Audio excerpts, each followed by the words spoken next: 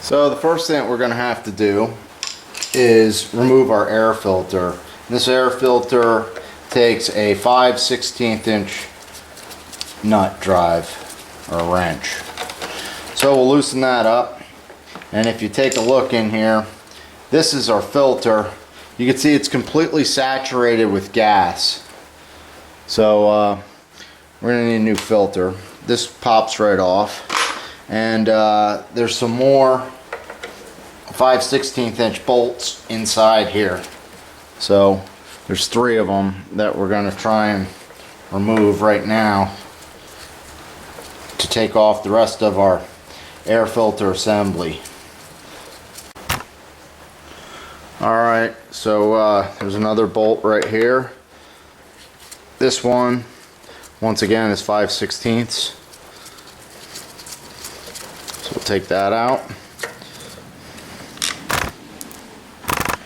And our last one is right up here.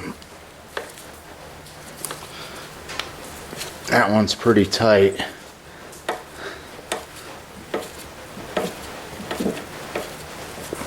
There it goes. So those are your bolts, and that should allow the back part of your air filter assembly to be removed. There's just this little breather hose that comes through here, so you want to disconnect that. And there's also a gasket on here, right here, that you don't want to lose or damage. So we'll put that down. The next thing we have to do here is try and reach in. There's some bolts here. These are 3/8 inch bolts, and I already loosened them up a hair. You want to take these off. These are the bolts that mount the carburetor to the motor.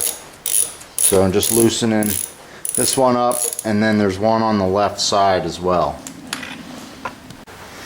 So at this point, my carburetor is now loose, and what I like to do is pinch off the gas line. So I'm going to take some of these surgical pliers, and I'm just going to crimp the fuel line and kind of lock it in place.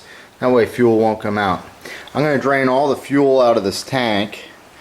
The fuel could be part of the problem. Who knows how old that is. And I'm also going to replace the fuel line, because that fuel line looks pretty ratty. You can see how it just cracked there when I crimped it. It shouldn't crack like that, so it's sort of dry rotted. So the governor linkage is still on here. So what we have to do is carefully tilt the carburetor out and kind of to the right, and that should allow it to remove from the governor linkage. So now the carburetor is loose. It's just being held on by the fuel line. Now I'm just going to unclamp the carburetor from the fuel line. So there's a little clamp right here. I'm just going to grab that with some needle nose pliers and back it up. And I'm going to get in here and try and pull on the carburetor and see if it loosens up. And there it goes. There's a little fuel leaking out, but I have it off. Alright, so we have the carburetor over here at the bench, and as you can see, it's pretty dirty. So the first thing I'm going to do is just take some compressed air and actually blow it off. You want to make sure you're wearing safety glasses when you do this. You can see it's pretty caked on. I know the lighting's not great.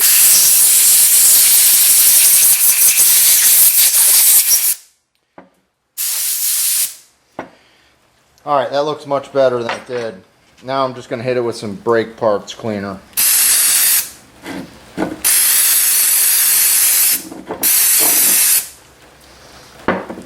Alright, now it looks pretty presentable. So on the bottom of the bowl is the bowl nut, and that takes a 1/2 inch on a Briggs & Stratton engine most of the time. And there's a nut on there that you just want to ease off. And you can see coming out of the carburetor is what looks to be, I don't know if it's old fuel. It doesn't smell too bad, but I can see there's a lot of sediment in it. It's very dirty. Alright, and there's some, what is that, grass or bug that popped off of there. So here's your main jet nut. Okay, we're going to clean that out, and we're going to pop off our bowl, and we're going to take a look inside there at what that looks like. Doesn't really look too bad. A little bit of dust and dirt and that, but we'll clean this up and we'll see if we can't get it going. First thing I'm going to clean out here is the bowl. So I'm just going to remove it, take a cloth, just kind of clean out the outside around the brim pretty well, get out the main dirt. This bowl doesn't look too bad. You want to look for oxidation around the rim. Sometimes if that's rusted, it's better just to replace the bowl so you don't get like an air leak. And now I'm just cleaning the outside of it. This black stuff's actually paint from when they paint the engine block. The bowl overall looks pretty good. I'll just blow it out with compressed air and we'll let that dry. So this here in my hand is the main jet. And I don't know if you can see it, but there's all kinds of fuzzy stuff on it. And what we're going to do is we're going to run a wire through it and blow it out, and also clean it with brake parts cleaner. So I'll show you that process next. Alright, so I like to use these wire tag things, and basically what you can do is you can take the wires and you can run it through the holes in your main jet. You don't want to widen the holes, but what you can do is just keep running it through there, and that'll knock off any debris in there. You want to make sure that you can see light through there when you hold it up to a light bulb, and you're also going to want to run it through the sender jet as well. This hole kind of connects like a T to the bottom two holes, which are a little bit bigger. And you know, if you have a couple little kinks in your wire, it might make it a little bit easier to remove any rust, corrosion, debris, dirt, scum that's in there. So that looks pretty good. I'm going to blow it out with compressed air. I'm going to hit it with brake parts cleaner. Next thing we're going to look at here is the float.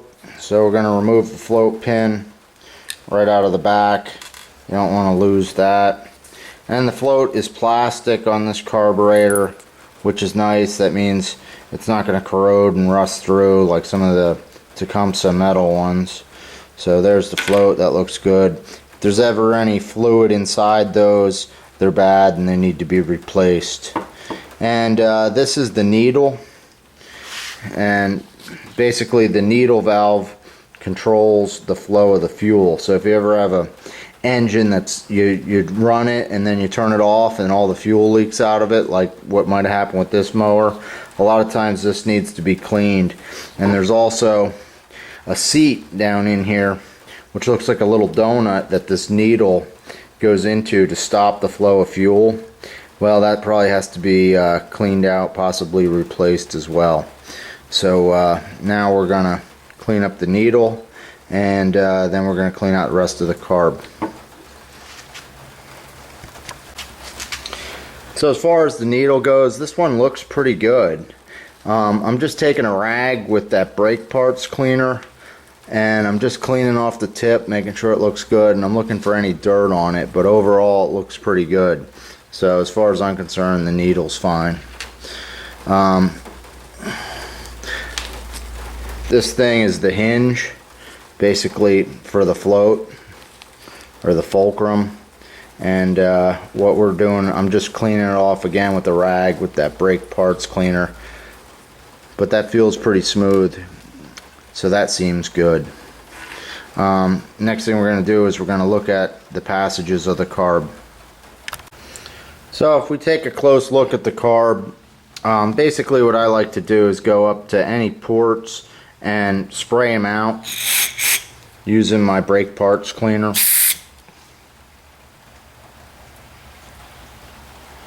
So we got that. And you want to make sure that the cleaner's coming out the other side. Some of these air passages, if they get clogged, they can also cause the gas to kind of pump out of the tank. If it's not a needle and seat issue, it could be that. So I'm just running through these passages, trying to clean them up. getting that main jet good. Down in here, this is our Welch plug. I'm just going to spray a little inside there. Just try and keep everything somewhat clean. You also want to make sure you're in a ventilated area when you're doing this type of cleaning using the brake parts cleaner. So I'm just going to run a wire down the main jet, spin it around a little bit, and any other holes or orifices in the carburetor, I like to just snake a wire through them. I don't push that hard, but you're just looking for any type of blockage or dirt or debris. This little hole in here, you can run a wire back in. I know it's hard to see. Lighting's not the best out here in my shop, and it's nighttime. So we're just cleaning all those out, and I'm going to lightly blow this out with compressed air set at about 25 psi just to dry everything out. And I think we're ready to reassemble this, see if it works. Alrighty, so everything looks pretty good. So I'm going to start out here. I'm going to take my float, and I'm just going to put the needle right through it. So this thing's made, it has a little holder for the needle. It actually just slides right in there, kind of like that. So you're going to kind of balance that in there the way you want it, and then you're going to set the needle right in the hole that it came out of, so it mates up with the seat. Next thing I'm going to do is I'm going to drop our pin in for our hinge for our float. So we're just going to slip that through and make sure that it goes up and down nice and freely. That looks good to me. Then we're going to take our bowl and we're going to drop that on top of the carburetor. We're going to make sure that it mates up nicely. And finally, we're going to take our main jet, and I'm just going to thread that on by hand and then lightly tighten it with our wrench. Alrighty, so now we're taking a look back at the lawnmower, and on the gas tank we're going to connect the fuel line. So I made a new fuel line, cut it to length, measuring off the old. We're just going to slip that on there, and we're going to tighten that new clamp on there, and we should be good to go. Basically, there we go. So clamps on there. We should be good to go to hook up the carburetor on the other end. So on the other end of that fuel line, we're going to hook up our carburetor. So I'm just going to slip that on there like that.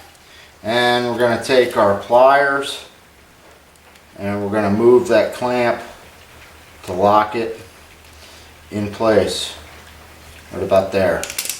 And now we're ready to basically install our carburetor